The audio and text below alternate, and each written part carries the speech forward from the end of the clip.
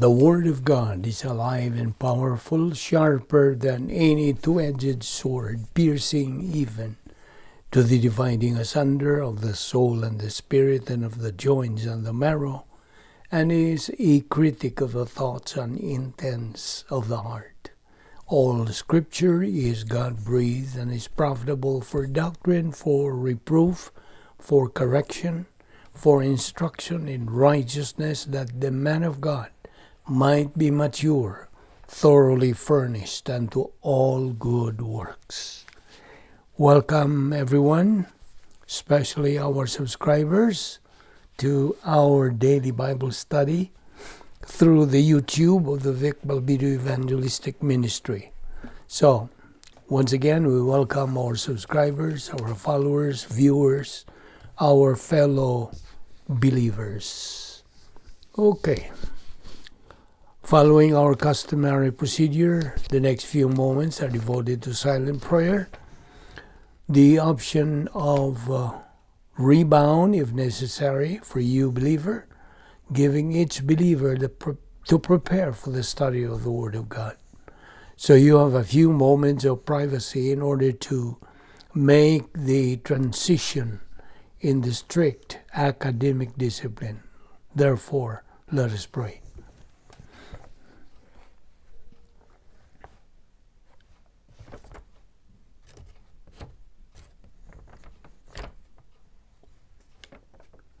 We consider it a privilege, Heavenly Father, to have this opportunity of fellowshipping with Thee in the Word. We pray that God, the Holy Spirit, will take a portion of what we're going to study today and make it a source of blessing and challenge, as well as contributing to our acceleration to the high ground to maturity.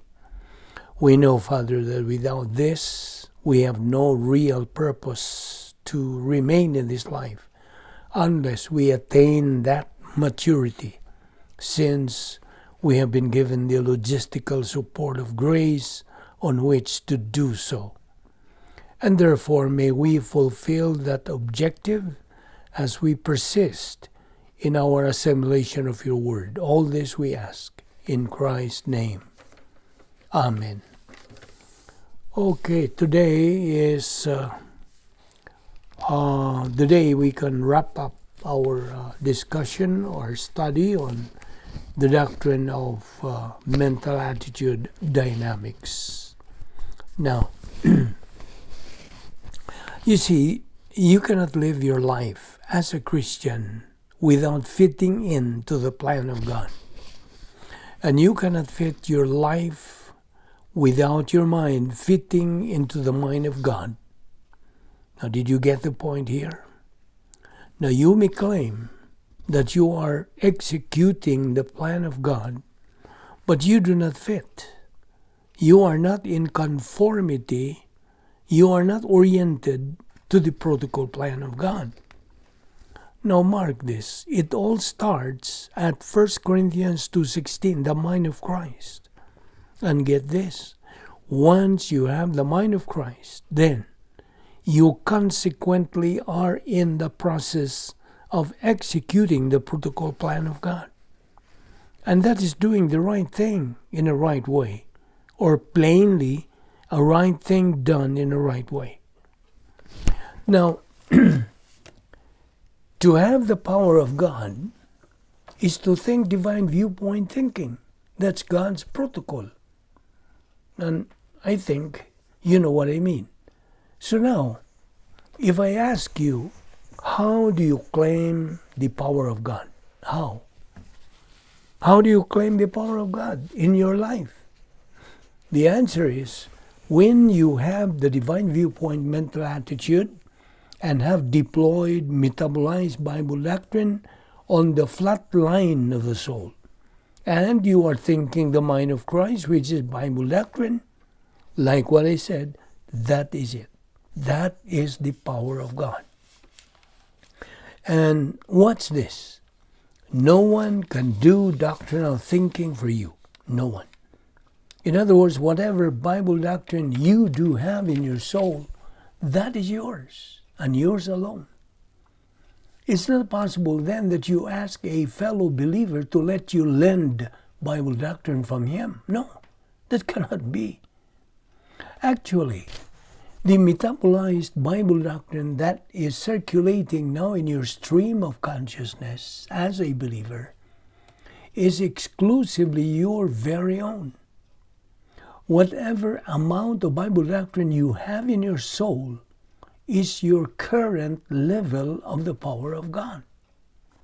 The principle goes, the system of thought called Bible doctrine produces divine viewpoint mental attitude and is from the infallible Word of God.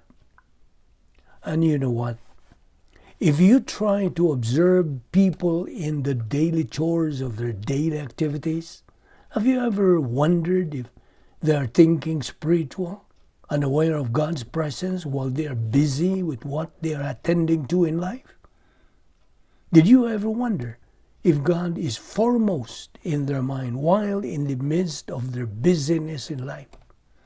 Well, 99.9% of these people for sure do not think spiritual.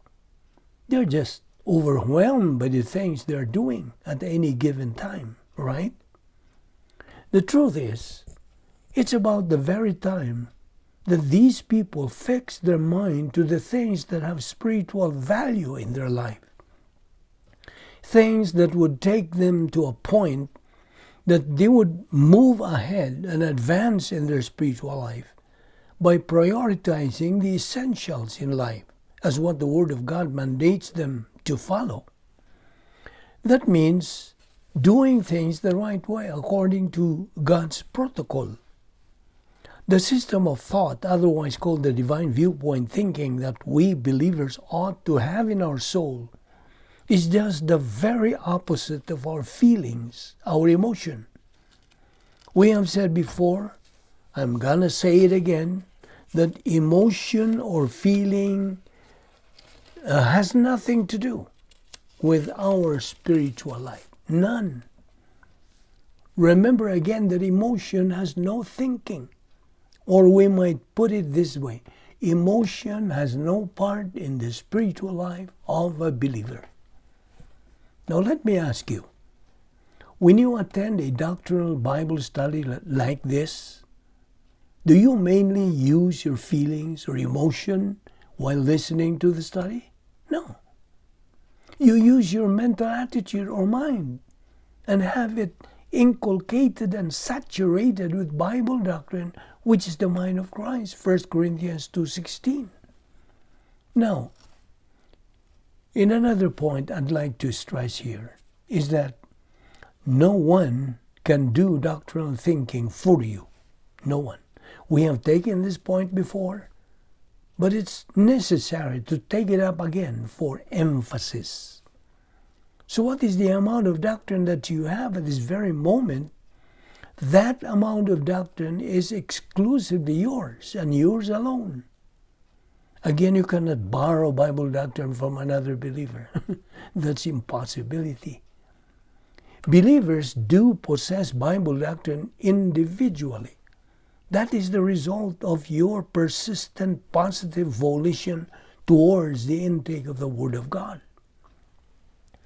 The metabolized Bible truths that are now circulating in the stream of your consciousness as a believer are your own possession for your moment-by-moment use in your spiritual life. And again, whatever amount of metabolized Bible doctrine a believer has in his soul is his current level of spiritual power. This system of thought, called Bible doctrine, has actually become a part and parcel of the believer's mental attitude, which he can utilize in his modus operandi and modus vivendi. That, my friends, describes that the Christian way of life is a mental attitude life, not a life of emotion or feelings. So, this mental attitude lifestyle is a byproduct of a believer's persistent intake of the divine viewpoint, God's thinking, the mind of Christ, 1 Corinthians 2:16. You see, as we know, the divine viewpoint, God's thinking, the mind of Christ, assimilated by believers, do come from the infallible and inerrant Holy Scriptures, foremost of which is that it emanates from the two immutables in the universe, God and His Word. Now, do you still remember our study on basic doctrine, specifically about the mentality of our mind, soul? Well, to review on this, which is of course part of our current study on mental attitude dynamics, our mind as human beings plays a big role in our life. You may be a believer or an unbeliever. When the Bible says we believers have to love God with all our heart, with all our soul, with all our might, etc., specifically when it says love God with all your heart, that means our mind. Mind there is the one that decides or makes the decision whether you believe or do not believe what we hear in this study of God's Word. And so, here we wrap up our study on the doctrine of mental attitude dynamics. We praise the Lord for it. Now let us pray. We are so grateful to you, Heavenly Father, for the precious time we spent in studying your Word today, and the sweet time we commune with you and your Word. We thank you for the opportunity you have given us to learn that the unique spiritual life you have provided us is wonderfully a mental attitude life. All this indeed is part of your grace provision, which we tremendously value in our life under the ministry of God, the Holy Spirit. All these we ask in Christ's name. Amen.